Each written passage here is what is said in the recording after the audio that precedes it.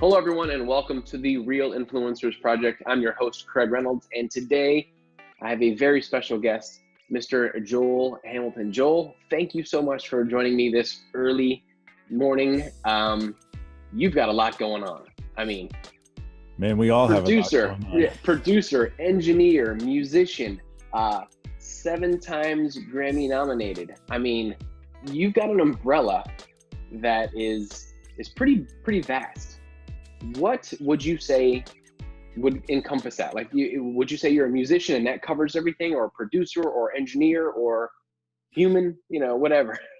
Well, I mean, it's interesting because I think it's impossible to sort of separate those pieces, like we had actually just referenced, in the sense that you kind of can't unbake the cake. So had I never played guitar in a punk band in a basement or a garage, or been in a smelly van running out of gas outside Champaign, Illinois, which was far from home for me coming from the East Coast, it's like that type of thing. Absolutely, somewhere in here, it still sort of steers my gauge of what's better or worse when I'm making a decision with people out in the live room, doing another take, like being aware of resources, sort of human wise and otherwise, sort of energy, time, money, all the things that we bring to bear on a creative project or a project in general.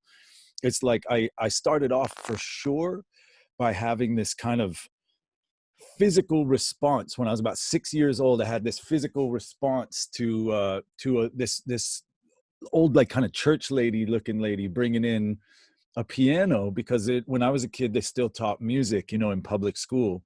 Mhm. And I grew up on Cape Cod. My early years were on Cape Cod in Massachusetts. So I was in West Yarmouth, Massachusetts. It's just like tiny little, village by the sea type of vibe. Suburban, ultimately, like Boston suburbs, basically. But far enough away from the city that it was kind of like sleepy, beach town, off season in particular, weirdly seasonal. But so anyway, they still taught music in schools, and at least sort of like exposed us to music, if not, learning an instrument or something like this. And so they rolled in this questionably tuned upright piano, and, some lady with the like glasses that connect at the bottom, with the chains hanging down, sat in front of it and played something. And I don't know what it was to this day, but it was something that had optimism in it.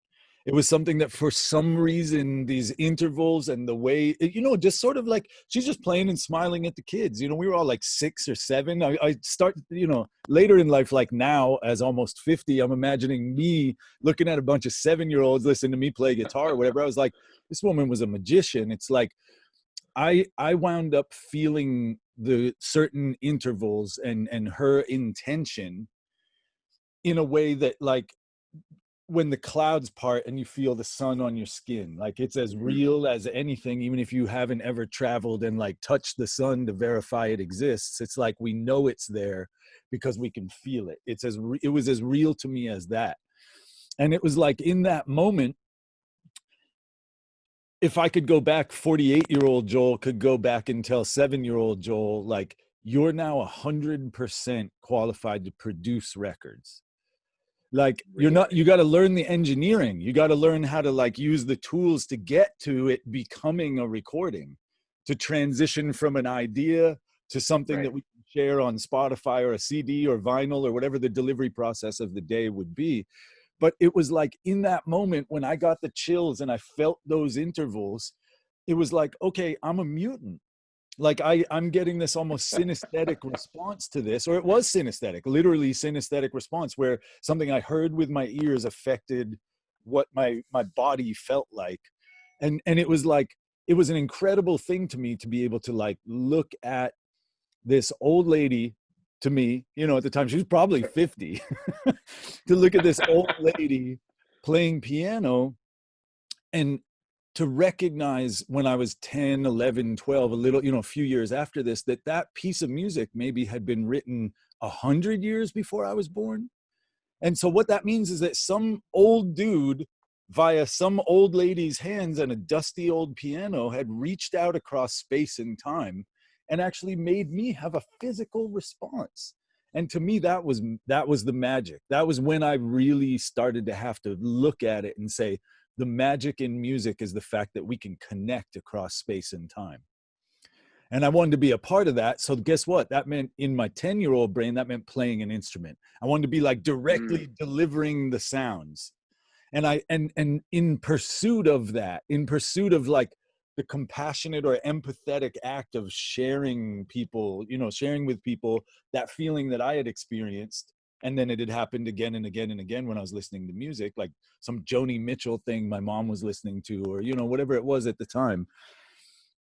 It would be crazy for me to be able to understand that it was the producer in that moment. Nobody even understands what I do. To this day, it's hard to describe to my dad what I do. I think my mom went to the grave not knowing actually what her son did. She's like, he might be a drug dealer. I don't know, but he's got like a nice motorcycle. But he says producer, so it sounds fancy. Right. Sounds great. That's the title, right? Yeah, yeah. Sure. Right. When you are listening to music or producing or in the studio, do you still look for that hair-raising experience? Is there something that you're looking for, that you have that physical response that that, okay, we found it? Without a doubt. I mean, it's like sometimes if I've had the good fortune of being in the room, recording Norah Jones or Aaron Neville, or people that are like, they have a long recorded track record, meaning I can refer back to their old records. I know what they sound like. And I know whether it's sort of measuring up. When I was doing a collaboration with Elvis Costello, and people asked me like, well, how could you tell when it was good? And it's actually easier with somebody with a long track record. If you won 100 races and then you came in 5th, people would think something was wrong. If you never won a race and you came in 5th, they'd be like, yeah. And like, so it's kind of like I knew that they were winning races. You know what I'm saying? Nice. I knew Aaron Neville had been winning races all along. So there's a functional aspect to it where I knew what that person was capable of already. It was predetermined that this person could get across the finish line. You know what I mean? Interesting. Yes, absolutely. And so even in those moments, the reason I'm compelled to reference all of this and elaborate on your question is the fact that even knowing that, there was still a moment in the room with somebody I knew was capable of hitting home runs. You know what I mean? Right. Even in that, they would take a swing and we would just see it arc so perfectly and go out. And it would be like, that's the one. I mean, that is just so the one. Right. And recognition of that one, to me, would be easy for anyone.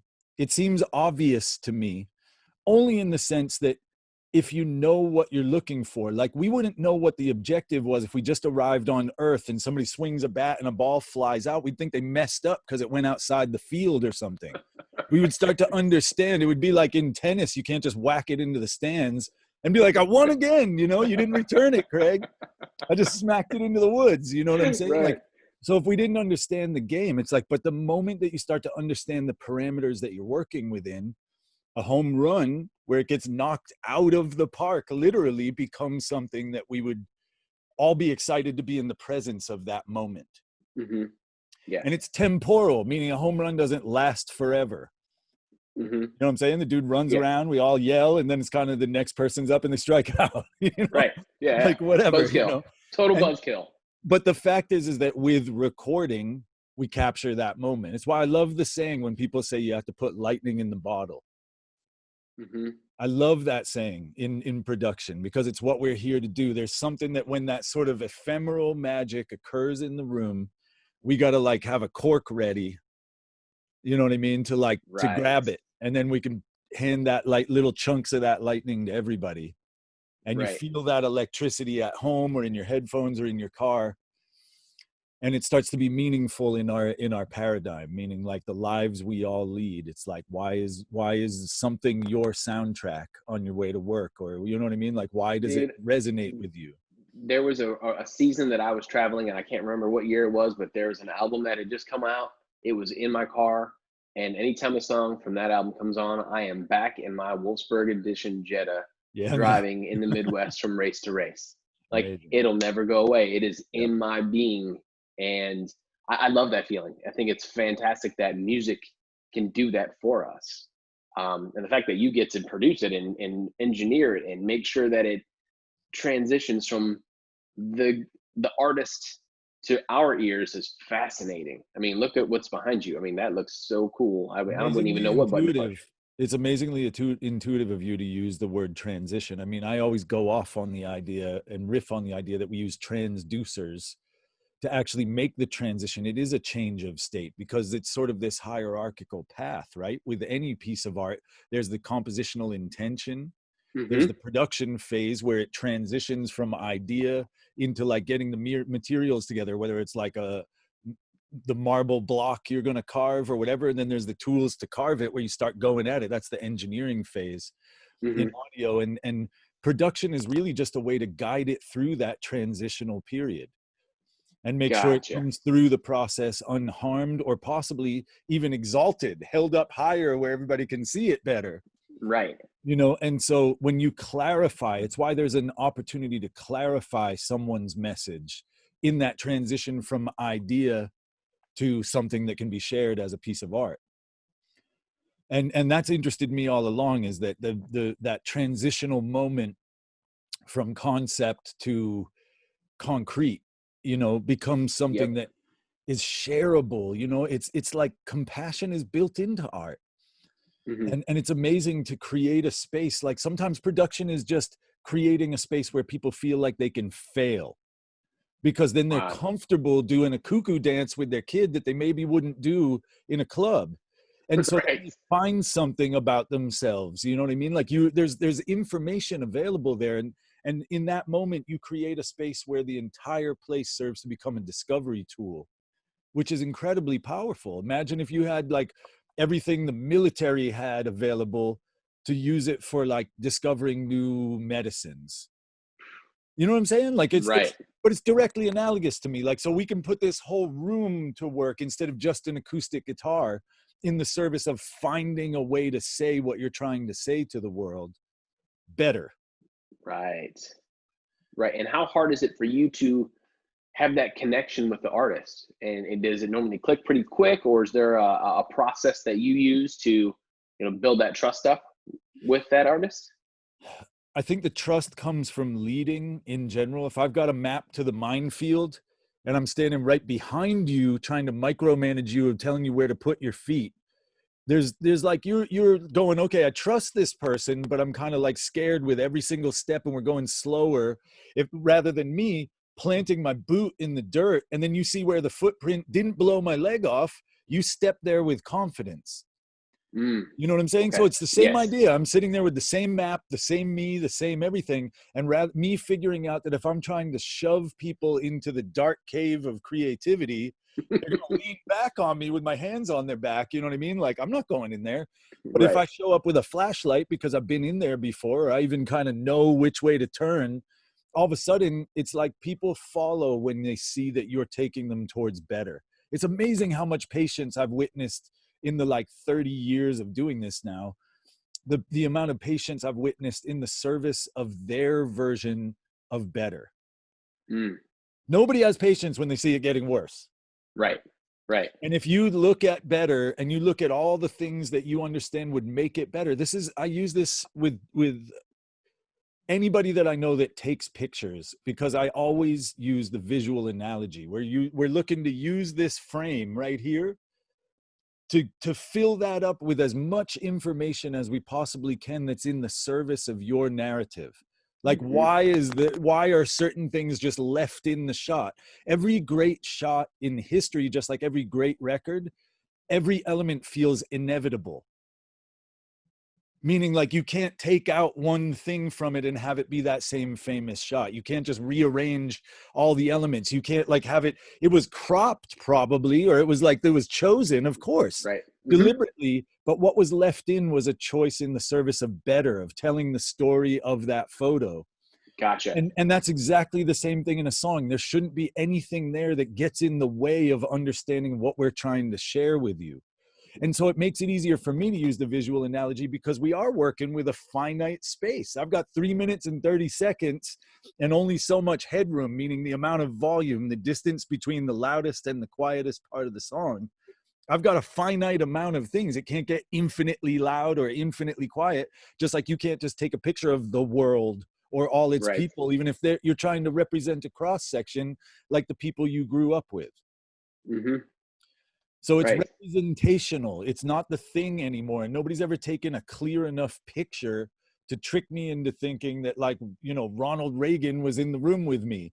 And yet I understand what it represented. I knew it was the president in the 80s, even as that same 7-year-old kid. You know what I Right. mean? But so Hmm. it's so interesting to me that when we look at that, when we look at the transitional moment, for you, it's like a fraction of a second when the button gets hit, right? In this Yep. case with Yep. photography. And for me, it's 3 minutes and 30 seconds for a song on the radio. But the composition, in the literal sense, has to support the narrative. Otherwise, what is it? It's like you Right. hit the button by accident when it was hanging off your body, and you maybe get something cool. So people start to get the idea that art can be anything, bro. You can do anything. There's no rules. It's art. And what's so interesting is that production is keeping an eye on the idea that the moment that you literally set something in stone, if you carve the pinky toe on the marble sculpture, guess what? We're now all going to judge whether that beautiful male form or female form either has a weirdly big head or like a weird nose. Something's weird relative to the scale of everything else that you said. So the moment that you made a fingertip of somebody going like this, you've defined the story of the rest of the form. Interesting. So Right. the minute you put one thing in that photo, the minute you put one thing in the frame, it's going to be relative to everything else that's in the frame, is going to Right. determine the composition. Absolutely. So think It's about how you could support that if you're like, you're taking a picture of some like shy kid and all of a sudden they're like this. But you supported it by putting him slightly out of the picture and looking away from the viewer. Like that supports right. the narrative that what we're trying to say, our intention is shy kid. Right. And doing it wrong supports that. So our it's understanding when we're actually in the service of better, that better is in the service of the intention, the compositional narrative, or what's being expressed by the piece of art. I'm kind of So raving when on you on this concept. No, this is fantastic, dude. I love it. Are you kidding me? This is why these interviews go over 15 minutes all the time. When you've got the ability to do that, obviously you were born to do it, clearly.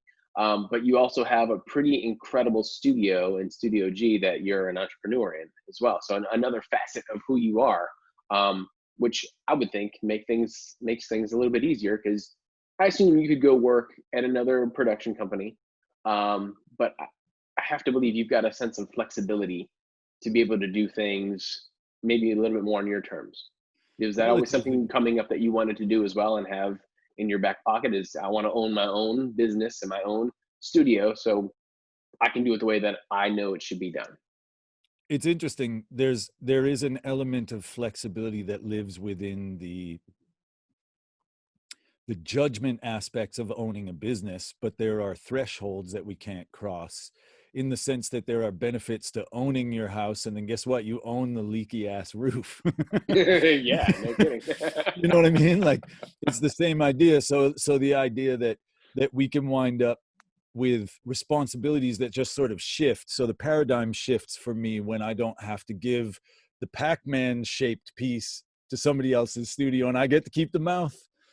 And all of a sudden it's like I've got to pay into the pot here of a total budget. I have to pay into the pot because the rent for 10,000 square feet in Brooklyn is like substantial. And this equipment definitely wasn't just donated to me. And what's so interesting is that every bit that people see behind me, there's multiple rooms here with that type of thing going on. Like every room is fully outfitted to make a professional record. It's called Studio G Brooklyn. And the thing about this is the fact that every single nail, every single screw, everything in the shot right here was bought through doing music, whether I was playing it on tour with opening for Willie Nelson, or whether it was like doing a record with Nora Jones.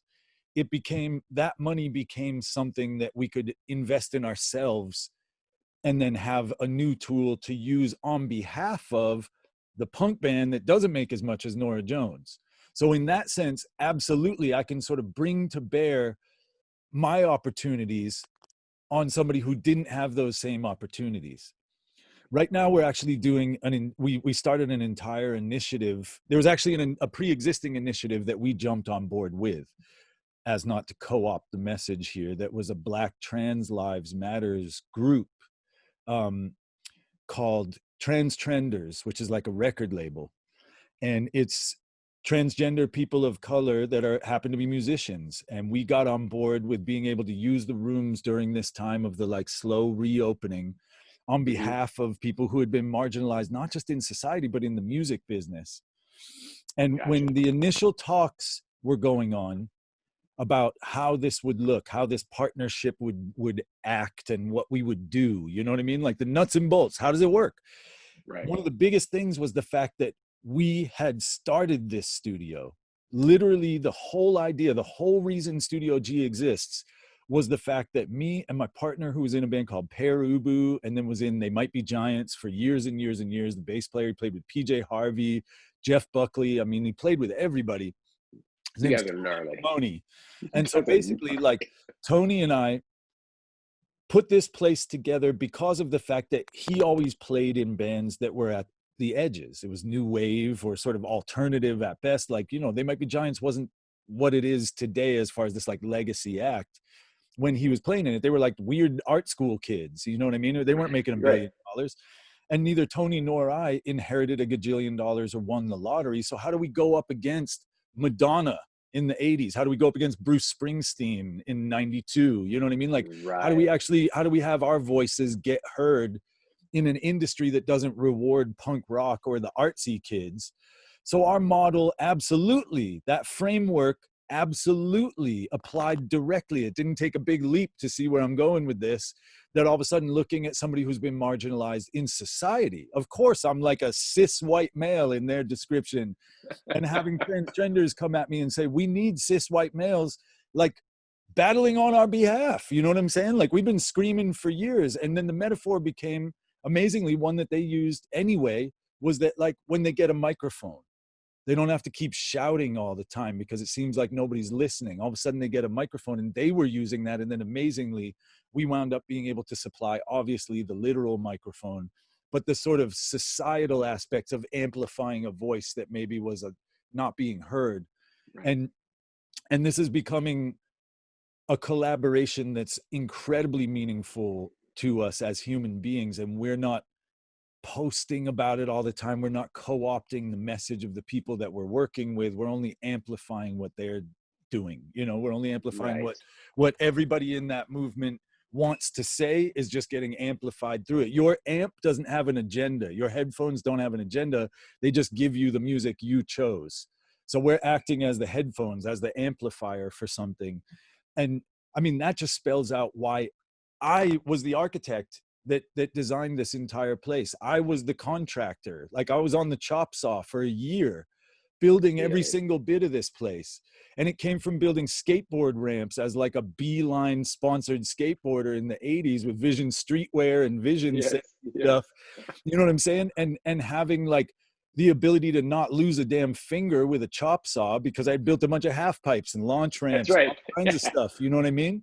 Right. Like, so it was beyond just clubhouses, and then getting interested in architecture and consulting with people so that I didn't wind up killing anybody with the spans I was specifying. So we got an actual mechanical engineer to look at my drawings and sign off on them, you know?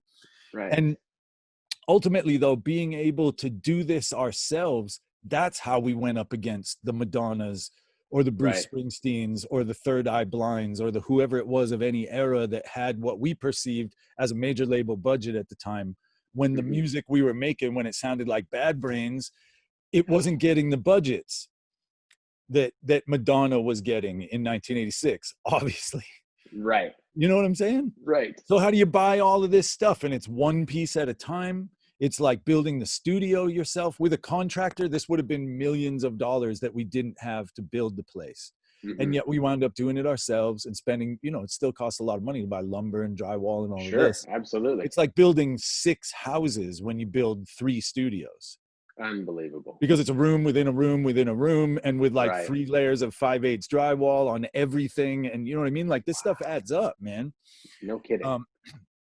So ultimately, for me, the fact that the business model existed to serve people who were marginalized within the music scene specifically at that point. It wasn't so, like global in its thinking, but the model just applies to everything that we're seeing right now. And it's been an amazing energy to be walking down the halls and just see what this has inspired in us, in the crew, in the people that are recording, all of it.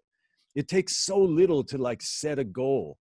You know what I mean? To become a place that's aspirational. People who are like, I see them on internet message boards, like, someday I'll record at Studio G, because they saw Common in the live room on Sesame Street, because Sesame Street does all their music in my B room. And so Common did a whole thing during the promotion of the 50th season of Sesame Street. Common did a thing that was an ad, basically, because HBO bought Sesame Street. So there was an ad during the Game of Thrones premiere that was like filmed in this studio. And right where I'm sitting right now, you'll see like, Abby Cadabby and unbelievable, like Cookie Monster rocking out on the console here. You know what I mean? With Common out in the live room with Big Bird and everybody else rocking out.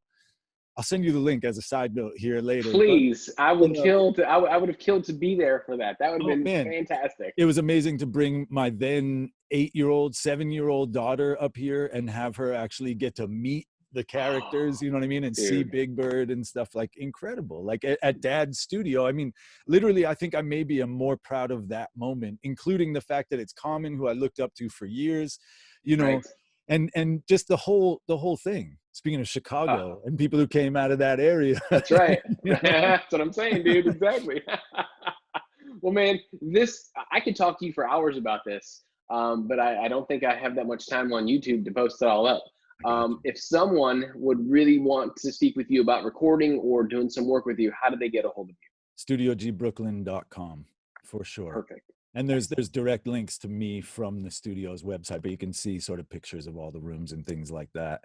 And man, excellent. I super appreciate being involved in what is a killer new series. and I'm excited about what you're doing. And I think it's amazing, the whole concept of what actually brought us all as human beings to where we are today is infinitely interesting. Just endlessly interesting. And I think it's an amazing angle that you've figured out. So thank you for including me to be a part of it. No way, man. Thank you for being a part of it, because for me, there's always a story behind the story. And that has always been the part that has intrigued me. And I love to hear these things. Like, how do people get to where they are today? Who influenced them, or what influenced them? It doesn't have to be a person. It could be a thing. It could be that hair-raising experience when you heard that note. And for you, that was it. And man, again, we might have to do this again some other time, but I greatly appreciate your time this morning for doing this with me. It has been fantastic. Thanks, Craig. Enjoy the rest of your day. If you guys like what you're seeing, please make sure you subscribe to the channel. Joel, thank you again for everything, and take care of yourself. I'll talk with you soon.